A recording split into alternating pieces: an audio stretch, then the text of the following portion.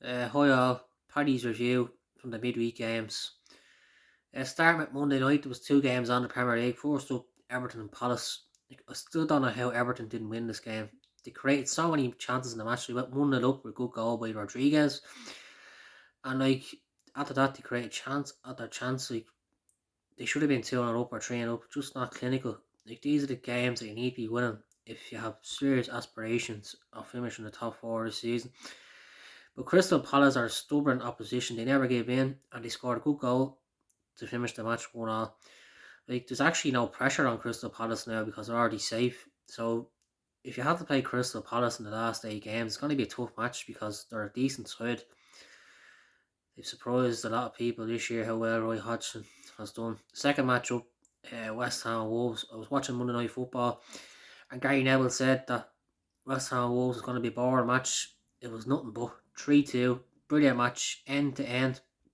Um, I thought Lingard was outstanding again for West Ham in this match. It's unbelievable how good he's been for West Ham since he joined them uh, halfway through the season. But when they went 3 up, they got a little bit complacent again, and Wolves came back into it. They showed a lot of fight and carried to score 2 goals. And you're thinking, oh, here we go again, like what happened against Arsenal. But they held on for the win. West Ham have had a brilliant season. There's no reason why they can't finish in the top four because David Moyes has done an unbelievable job with the Hammers. Tuesday night's action, Champions League. UEFA should have done something. With everybody watching football at home now because of the pandemic. Um, like Liverpool and City should have been on at two different times instead of having to pick a match, which one to watch and which one not to watch. I thought it was strange, to be honest. For Liverpool, uh, what can you say? They didn't play well at all. It was a poor performance, a lot of mistakes all over the pitch. I just think it's not because they're not good players. It's just because they're making mistakes because they don't believe in themselves. When you don't win football games, you stop believing in yourself. The morale is low. You don't have much confidence in yourself, and that's how the mistakes happened. It wasn't because they're poor players, So that's the reason why I think it happened. But you can't take anything away from Madrid. I thought Toni Kroos was unbelievable how he controlled the game, and also Modric's influence was significant.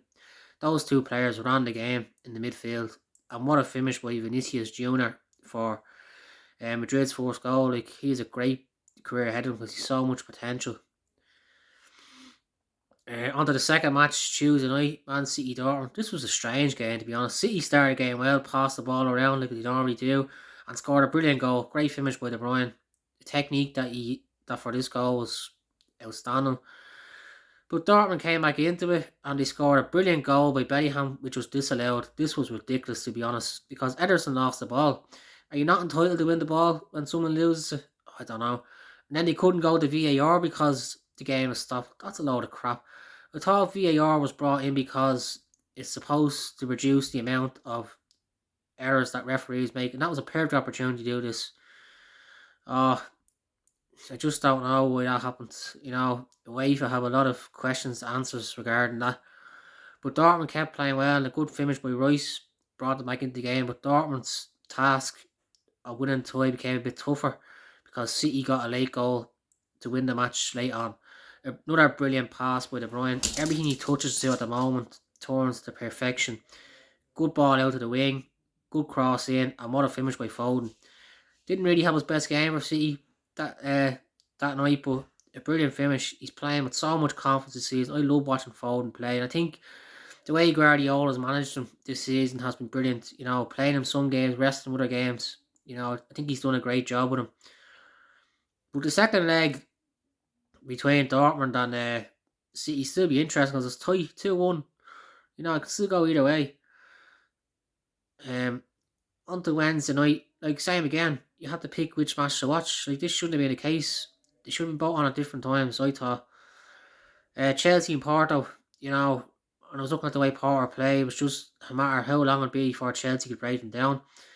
Mount scored a brilliant goal. He's been arguably Chelsea's best player this season. Regardless what manager they had, Chelsea couldn't question his performance because he's been brilliant for them this season, and he has a great chance of making the starting lineup for the first game for England in the Euros because he's been one of the best English midfielders in the Premier League this year. And Chelsea continue their dominance in the second half. Good goal with Chilwell. This will do in the world of good, especially because he's been in and out of the team lately. It looks like Chelsea have 1 foot in the semi-final now after being 2-0 up after the first leg. But it's strange that the second leg is going to be the same ground. So, like, how is that going to work? I don't know. But the other game, Wednesday night, Bayern PSG. This was a brilliant match, end to end. Both teams had chances. It was a great watch, to be honest. This is the way the quarterfinal should be. I thought there was two players this match was outstanding for Bayern. Muller was brilliant. The way he dragged Bayern back into the game after being 2-0 down was outstanding. Look, it's bad how he hasn't played much games this year because he's quality. He's had a brilliant career. Just strange, to be honest. And for PSG, then Mbappe again, he could be one of the best forwards in the world. So much ability he has. The 2 goals he scored are unbelievable. He's playing with so much confidence. He's a brilliant player.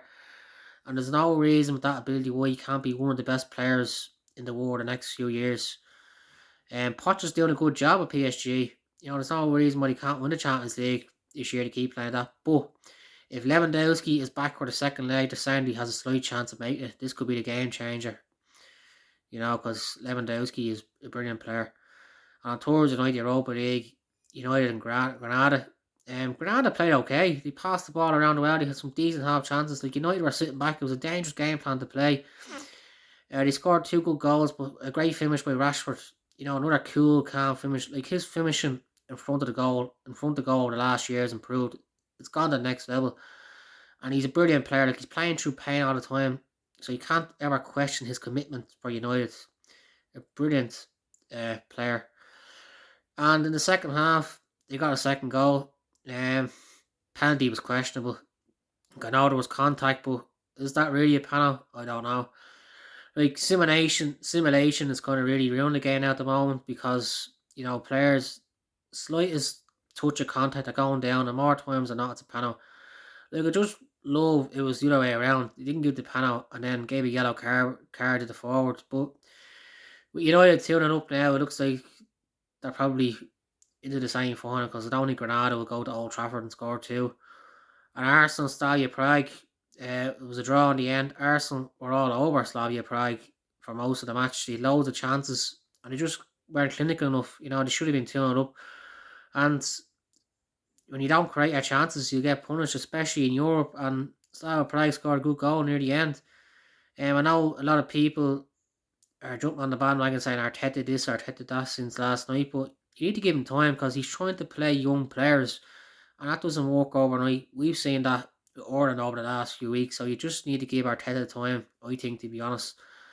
So I hope you enjoyed the action throughout the week. Thank you.